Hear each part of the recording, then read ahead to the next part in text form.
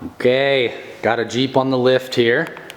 What we're doing today is a little junkyard lift. So this is my first time doing it. I read about it on forums years ago. I'm finally gonna get into it, but I got it lifted up here. So it is stock right now. We're gonna lift it 3.5 inches roughly, and we're gonna do the Thunderbird coils and S10 spring packs from a junkyard that I've had for years. I just never got around to doing this. So here's a bit of a look at the junkyard parts you're gonna need, and I'll go through all of them and I'll show you everything when I do it, but mainly in the rear, all you need is a set of Chevy S10 leaf packs. We're gonna cut the eyelets off of them, and then we're just gonna take apart the Cherokee spring pack, and we're gonna take everything off of it except for the main leaf pack that bolts into the Cherokee unibody, and we're gonna stick this underneath it. So it's gonna stiffen it up, it's a little bit more arched, and that should give us roughly 3.5 inches of lift. These things look pretty beefy compared to the Cherokee stuff, so we'll see, we'll measure it when I get down, I'll let you know. That's really the only thing you need for the rear. You're gonna have to drill out some stuff to fit these things here through the Cherokee spring, but I'll get to that. Now you need coils from a Thunderbird. And I grabbed these from a junkyard. V8 or V6, I don't think is gonna make a ton of a difference. Well, it will make a difference. From what I read online, I think V6 would ride softer than the V8. They wouldn't be as stiff. I don't know what that would equate to lift-wise if you lose some inches. I cannot remember exactly what I got these out of. I think they're V6. We'll find out. I'll let you know how much lift I get out of that.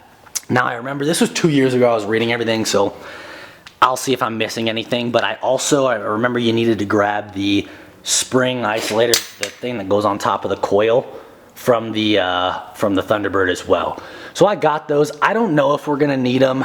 We'll find out. We'll see what that looks like. And I did grab the U-bolts from the S10 pack in case I need them for whatever reason. And then that's really the main pieces that you're gonna need from the junkyard. Now a couple other things to think about. You do need shocks. I was lucky enough, I found a lifted Grand Cherokee in the junkyard, and I grabbed the shocks. Now you do have to measure them because you don't want something that's too short or too long. Your stock ones, if you leave them on a 3-inch lift, you're gonna blow them up when it flexes out or goes all the way up or down. It's gonna blow up the shock basically. I do not remember the exact number, 32, 31, 33, somewhere in that length if I recall. I took a tape measure to the junkyard and I measured these at full extend and then fully collapsed. They were off the lifted Grand Cherokee, so those should work. Now I also got some bar pin eliminator deals, because I think these don't have bar pins basically for one of them or something. I can't remember exactly what I was doing, but I did grab stuff to make a bar pin eliminator. And those basically are just old rear sway bar brackets that you use to make those bar pin eliminators. And a couple other things you're gonna need. You will still need a transfer case drop kit when you do this, so I'll show you what that is and what it looks like to drop the transfer case to make sure the drive angles are correct once we're done. And you're also going to need some sway bar drop down brackets. Now there's a skid plate in the way on that, so we're gonna have to remove that, and I'll get some light in here to show you everything. But other than that, all you gotta do is get the Jeep aligned after you lift it. So I'll walk you through the entire process right now. I'll tell you the before and after for the total amounts of lift we got. And then we're gonna throw 31s on this thing, so I'll let you know how it goes. Okay, so step one, got the Jeep up, wheels off. We are working on the rear first. So I've got it lifted up to a comfortable height where I can sit on a little creeper, and then I've got all of the U-bolts loose enough to come off, and we need to support the axle before we do that, but I have the sway bar, the rear sway bar, out of the way. We're getting rid of this. You don't need it, to make it easier to get to these U-bolt bolts. They're 18mm each of them. I used a cheater bar or I don't know, a big old long wrench with a lot of torque to be able to get them off, and then we're gonna buzz them off with the impact wrench once we get it down. So we have both sides at this point. I did disconnect the shock, my light. So you can see the shock towers on the bottom side. We've got the bolt taken off and we just threaded it back on barely because I can't pull the shocks off with the axle being fully drooped right here. So we're gonna lower it back closer to the ground to the point where we have the axle resting on either that tire or a jack or something, so we can actually take the stress off of this, and then we're gonna remove all these plates, get this stuff out of the way, and then we'll lift it back up and we'll put our spring perch in between once you clean up the S10 pack. So that's step one. Got the rear sway bar out of the way, it's gone. Now the axle is off of the leaf spring. The only thing we're gonna do right now, take a cutoff wheel and we're gonna cut these spring pack clips that hold it from sliding back and forth. And then we got to take off this bolt, and that'll split our pack, and then we can get the rest of these leaves out of the way. And we can adjust our S10 leaf and just stuff it right underneath there. And then clamp it back down with a new bolt. We will have to drill out this hole on the main Cherokee leaf. I think it's drill it out to a 1/2, maybe a step above that, but it does need to be drilled out, and I'm dropping my light. So that's the next step. We're gonna cut off wheel the spring right here, and then I'll show you what we gotta do to take apart the S10 leaf. So a little update here. This is the S10 pack. We need to split it apart. I don't think I'm gonna keep this overload spring here. I don't know if I need it. If it's not lifted enough at the end, I'll end up throwing it back in to get this little extra 1/2 inch, but I don't think we need the overload spring. We're not towing with this thing. So we're gonna get rid of that.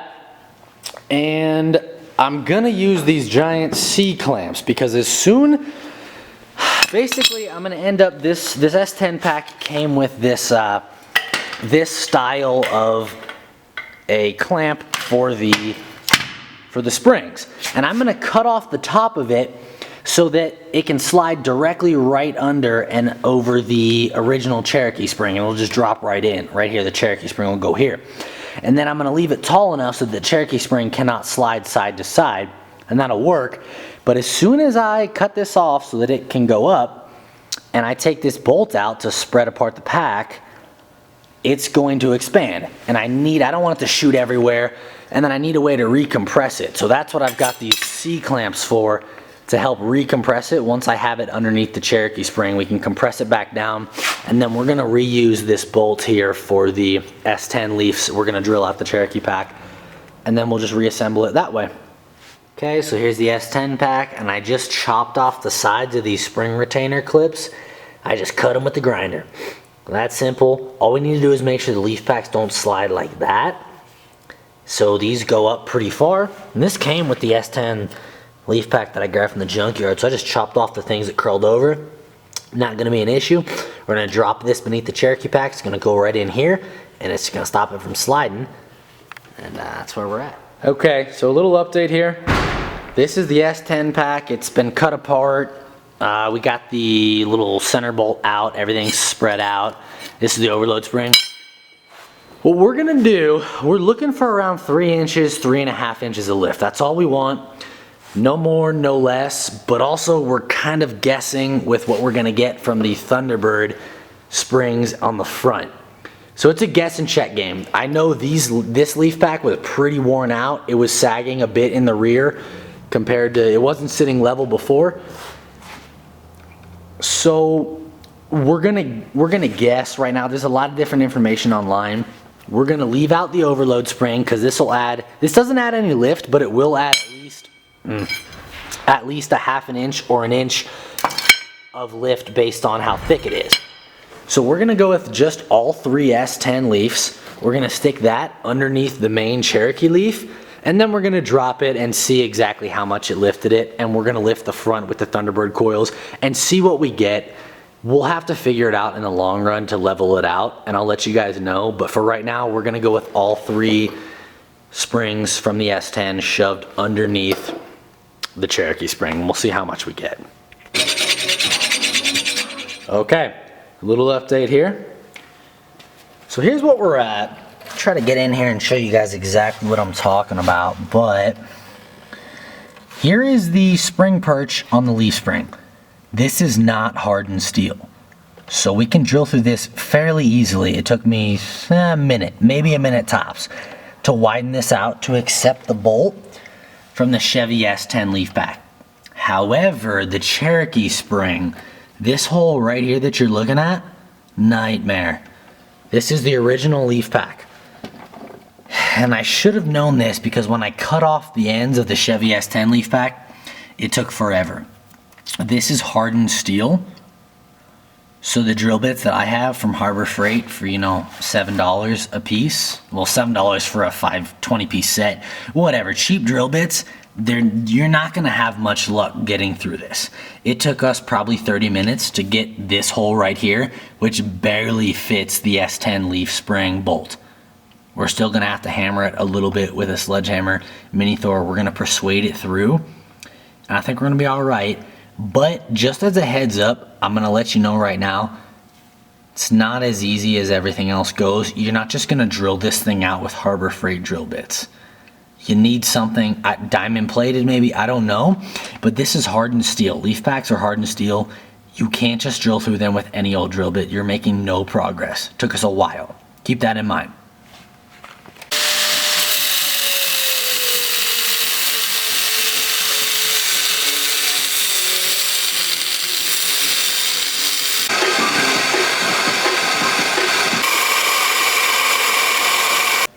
Okay, so we got the back end squared away, everything except for the shocks are done.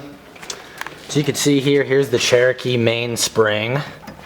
And there's the same plate, these are the same U-bolts, I just reused them, I don't care. We had to drill this out, but then you can see the S10 pack here, here, and here, all three of them. We did not use the overload spring. We're gonna see how much lift this got us and if we need to add in that extra ½ inch. All right, so the front end, we've got the coils in. Now we don't have the sway bar hooked back up because we don't have the drop down bracket yet, and we're not gonna put the shocks in. We're gonna set the wheels and tires back on, and we're gonna set it on the ground and see how much we've lifted it on the front and the rear to see what we need. So this is the isolator, or the bump stop really, that goes on top of the Thunderbird coil and attaches to the Thunderbird. I don't know if we need it. I just kind of put them up in there against the factory Cherokee bump stops and they seem okay, so we'll see what happens with that. But I want to see how much lift we have because I don't want to go too much or too little. So we'll see exactly what we get from these coils, which I think we're out of a V6 Thunderbird. And we're going to drop it down now, and I'll tell you the measurements. We've got the wheels back on and we've dropped it back down on the ground. Not quite what we needed. The front is about 1.5 inches lower than the rear. So we got the full 3.5 inches on the rear. Looks pretty good. We don't have the 31s on yet, but I measured with the tape measure. And we're sitting about 1.5 inches lower in the front. So we've got 1.75 inch coil spacers that we're gonna throw on underneath there, and I'll show you that. And then it's just sway bar drop down bracket and the transfer case drop kit. Now we got the coils back in. There's the 1.75 inch spacer and then the old spacer at the top. So this should net us roughly 3.5, 3 3/4 of lift. We'll see once we get the other side in and put it down on the wheels. Okay, so here is the finished look at the Jeep. We ended up not using the additional overload spring in the rear, and I know I didn't go into a ton of detail on the front, but so you can see here, we've got the shocks all hooked up. Got the 1.75 inch spacer. It sits in there kind of okay. It's a little bit oblong, not a big deal. I did get brake line extensions. You don't need them if you're just driving flat, but if you're gonna do any sort of wheeling, you're going to want to throw on some extensions there. I've got YJ lines to add in. Got a few cars coming. Stand by. And let's try this. You can see the sway bar drop down bracket right there. So it just goes in between the sway bar and the body. And that's really it. I did have to re-drill a hole for the track bar. So let's see if I can show you that. Right in there. And see, I re-drilled a hole for the track bar, moved it over maybe 1 inch or so.